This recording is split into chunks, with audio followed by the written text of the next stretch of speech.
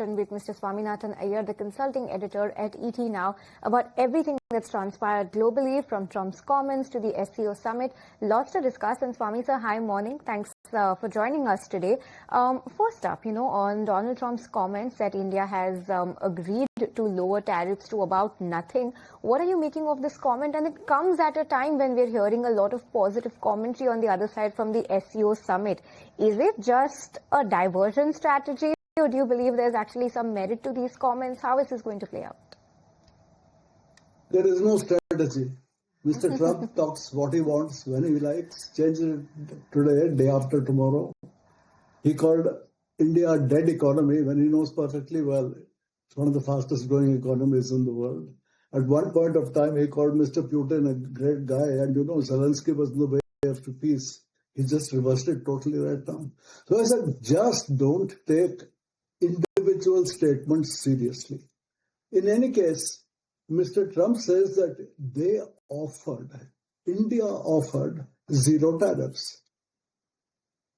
There is no confirmation of any kind of this. If you remember just a few days ago, there was this other report that Mr. Trump had tried 4 times to call Mr. Modi, and Mr. Modi had refused to respond, which would have been just the opposite. I mean, Mr. Trump is trying to give the kind of notion of an India that is begging and says, please, I'm willing to do this for you. Whereas the other report suggested just the other way around, that Mr. Trump may have wanted to say this, but Mr. Modi was not interested in listening. So, I would not go by unconfirmed issues of this kind. I will simply say this. There is no way India would have offered to cut tariffs to nothing when it has not done so with anybody else, and when it has raised these issues in regard to various sensitive issues, especially in agriculture. So it is not going to happen that just India gives way without getting something else in return. Mr. Trump never says, what am I going to give up in return? He only wants to beat other guys on the head. So at this point of time, let's not take that statement seriously.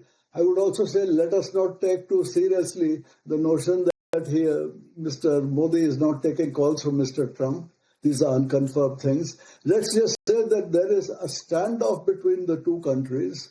And I'm glad India is standing up, and I'm glad that India is not giving way. What some people said. The tariff has been raised to 50. There are various ways of retaliation. It does not have to be by tariffs. We can just tell them quietly, look, sir, there is no way I'm going to buy multi-billion-dollar deals of aircraft from you if you are going to be putting a 50% tariff on me. That is retaliation by other means. So, there are various ways of retaliating. You don't have to be on tariffs alone. And this is important today because please remember, this is no longer a tariff issue. This is a foreign policy issue. Mr. Trump has raised tariffs not because something happened in India on the tariff side. It's entirely a foreign policy way of saying, hey, at this point of time, I'm trying to beat Russia on the head. You are making that a little more difficult to buy their oil, so I'll hit you on the head also. At which point we would say, this is not a tariff issue. This has nothing to do with reciprocity.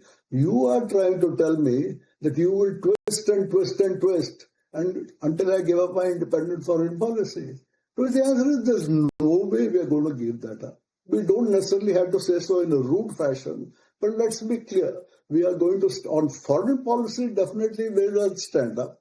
On trade, we are flexible within the limits of our own limitations. We are not just going to open up agriculture, for instance, in general. On the other hand, you would say, let there be duty-free entry for cherries and pistachios. I mean, that can be done.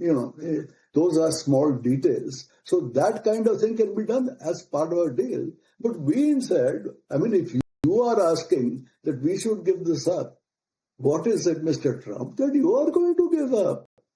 So as I said, let's not just talk about unilateral things being given up here and there. Let us wait till we have a little more solid, confirmed news on the state of negotiations. And only, I think, at that point is any serious analysis possible.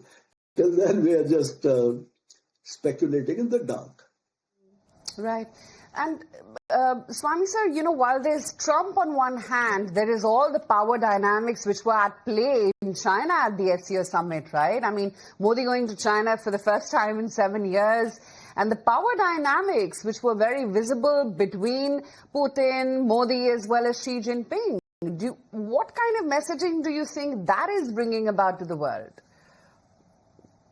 Look, the foreign policy guys will use any kind of meeting or phone call as a huge, great event. But frankly, this was not a bilateral event between India and Xi Jinping or between Modi and Mr. Putin. This was a long scheduled thing. And at these kind of large meetings like the SCO, everybody says good things about everybody else. If you think that the relationships have suddenly changed, please, let's not be naive. Let's not be naive in suddenly saying, China wants to be a friend with India. China remains a firm friend of Pakistan. China intends to dominate the 21st century. Please let us not in things. Just before we had a little spat with Mr. Trump, and then Mr. Modi happened to visit. Not as a visit to China, but just as a meeting of the Shanghai Cooperation Agreement. I mean, let's not read too much into that. It's a routine thing. It has taken place. But the fact remains that China is a threat to us, especially in foreign terms. The border is not by any means settled. China continues to claim that the whole of Arunachal Pradesh is South Tibet, belongs to them. It has prevented ADB and so on from giving any foreign aid for us to build dams in that particular territory. So let us not pretend that we are friends or we have suddenly cooled up just on a small little things. At this point of time, we are very wary of each other. We are not open foes. We are trying to arrange that we tread a line between giving up and getting too tough. But at the same time, let us be clear.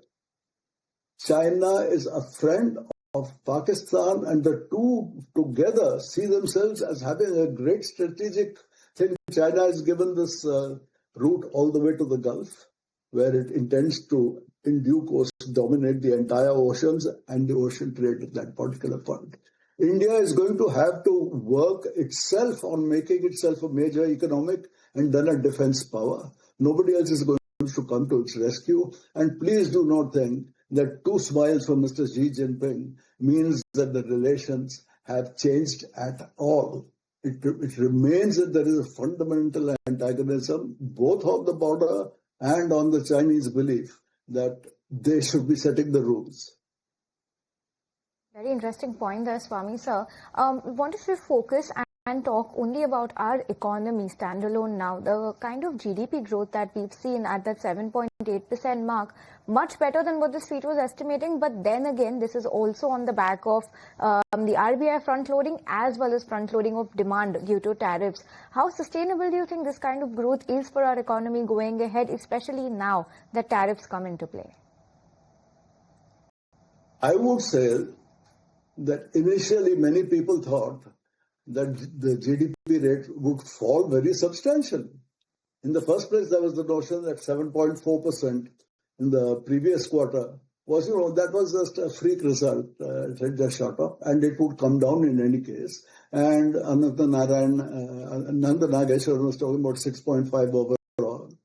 So people said it will come down. Now it is true that the tariff business may have resulted in some temporary exceeding charge, but at the end of it all, to have achieved 7.6%, it is way above my expectations. And I think it shows that there is some fundamental economic dynamism on the economy, which for some reason we are not able to put our finger on what exactly is doing it. You find people complaining, investment is not enough. Consumption is not enough. And yet, if investment and consumption is enough for 7.6 growth in these circumstances, how on earth can you say investment is not enough? How can you say consumption is not enough? It is enough at a 7.5% growth rate. That is a pretty fantastic achievement. I will simply say this: India consistently for the last 2-3 years has been outperforming not only other countries, but India's own expectations. It keeps coming out better quarter after quarter. Now, there was an idea that there was an exceptional thing on the GDP deflator and it will equalize in due course. No, it has not equalized. It has remained very, very high, averaging well above 7%. So I would say the Indian economy is showing unexpected sources of strength, far greater than we had expected. And this kind of economy should certainly be able to withstand various strains put by Mr. Trump. The way things are going, I would say that we should easily achieve or exceed the official growth target of 6.5%. The way things are going, I mean, it's almost saying as though we are once again going to cross 7%. Let us not be too quick in judging the future quarters' GDPs. I'm merely saying we've got off to a very good start.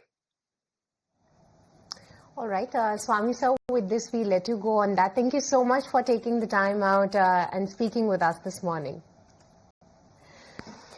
All right, but with this, viewers, time